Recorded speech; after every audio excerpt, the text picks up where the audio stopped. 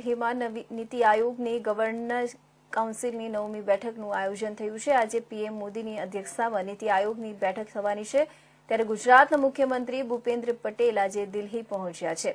મળતી માહિતી અનુસાર સીએમ ભૂપેન્દ્ર પટેલ નીતિ આયોગની બેઠકમાં ભાગ લેવા માટે દિલ્હી પહોંચ્યા છે। દેશના તમામ મુખ્યમંત્રી સાથે બેઠક બાદ આજે નીતિ આયોગની બેઠક થવાની છે। જણાવી દઈએ કે દિલ્હીમાં દેશના તમામ રાજ્યોના મુખ્યમંત્રીઓની બેઠક યોજાઈ હતી। એ પછી હવે આજે નીતિ આયોગની બેઠક થવાની છે। આજે નીતિ આયોગની બેઠકમાં પણ દેશના તમામ રાજ્યોના મુખ્યમંત્રીની હાજરી થશે। નીતિ આયોગની બેઠકમાં વિકાસના રોડમેપને લઈને ચર્ચાઓ થશે।